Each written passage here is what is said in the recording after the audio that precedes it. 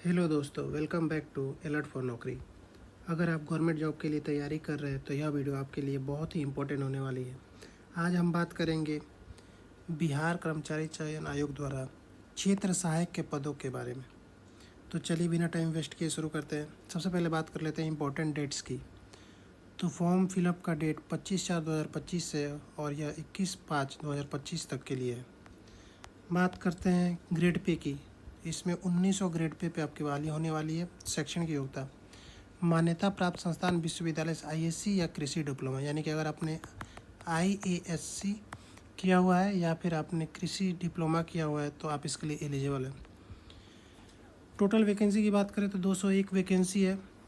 इसमें 35% सीट जो है वो महिलाओं के लिए आरक्षित है, यानी कि जनरल क्लास में 79 सीट है जिसमें 28 सीट महिलाओं के लिए है।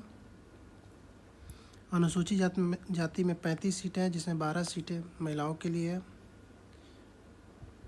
अनुसूचित जनजाति में कुल सीटों की संख्या 2 है, महिलाओं के लिए इसमें एक भी सीट आरक्षित नहीं है। अत्यंत पिछड़ा वर्ग 37 सीटें हैं और महिलाओं के लिए 13।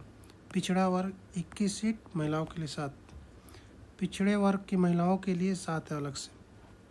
आर्थिक रूप से कमज़ोर यानी कि ईडब्ल्यूएस के लिए 20 है और आर्थिक रूप से कमज़ोर महिलाओं के लिए 7। कुल पदों की संख्या 201 है जिसमें महिलाओं के लिए 67 सीटें रिजर्व की गई है। स्वतंत्रता सेनानी के पोता पोती नाती नातनी हेतु आरक्षण की संख्या 4 है। अगर आप दृष्टि दिव्यांग है तो 2 सीटें हैं। मूक बधिर के लिए 2 सीटें, चलंत दिव्यांग के लिए 2 सीटें हैं और मनोविकार दिव्यांग के लिए 2 सीटें। बात करते उम्र सीमा की। अभ्यर्थी की उम्र सीमा की गणना 1/8/2024 के आधार पर की जाएगी, यानी कि आपका डेट ऑफ बर्थ कुछ भी हो, आपका एज का कैलकुलेशन 1/8/2024 के आधार पर ही किया जाएगा। न्यूनतम उम्र सीमा 18 वर्ष, यानी कि 18 वर्ष आपकी आयु होनी चाहिए। अधिकतम की बात किया जाए तो जनरल क्लास के लिए 37 वर्ष है।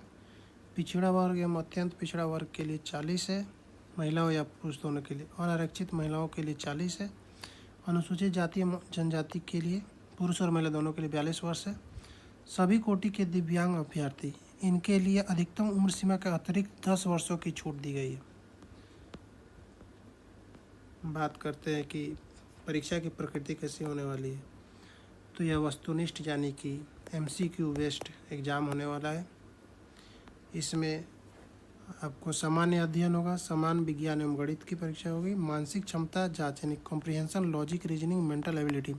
कुल प्रश्नों की संख्या 150 होने वाली है। बात करें सिलेबस की।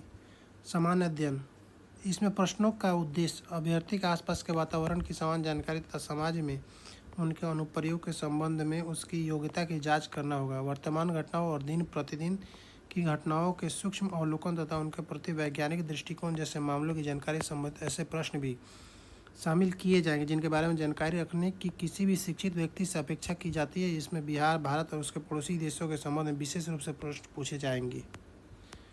समसामयिक विषय, वैज्ञानिक प्रकृति, राष्ट्रीय अंतर्राष्ट्रीय पुरस्कार यानी पुरस्कार के बारे में पढ़ना है। भारतीय भाषाएं, पुस्तक, लिपि, राजधानी, मुद्रा, खेल, खिलाड़ी, महत्वपूर्ण घटनाएं। भारत और उसके पड़ोसी देशों के बारे में जानना है। फिर सामान्य विज्ञान एवं गणित, इसमें मैट्रिक स्तर के निम्न विषय से प्रश्न पूछे जा सकते हैं, सामान्य विज्ञान और गणित। मानसिक क्षमता जाँच, इसमें शाब्दिक एवं गैर शाब्दिक दोनों प्रकार के प्रश्न पूछे जा सकते हैं। क्वालिफाइंग मार्क्स की बात करते हैं तो आरक्षित वर्ग को कम से कम 40% मार्क्स लाना पड़ेगा। पिछड़ा वर्ग के लिए 36.5, अति पिछड़ा वर्ग के लिए 34, अनुसूचित जाति और जनजाति के लिए 32%, महिला वर्ग के लिए 32% और दिव्यांग सभी वर्गों के लिए 32%। ये मिनिमम मार्क्स है, इतना आपको लाना ही पड़ेगा क्वालिफाई करने के लिए। परीक्षा शुल्क की बात की जाए तो जनरल क्लास के लिए 540 रुपये, अनुसूचित जाति और जनजाति बिहार के जो अस्थायी निवासी हैं उनके लिए 135 रुपये, सभी श्रेणी के दिव्यांगों के लिए 135, महिलाओं के लिए 135, बिहार राज्य के बाहर के सभी श्रेणी के अभ्यर्थियों पुरुष या महिला हेतु 540 रुपये।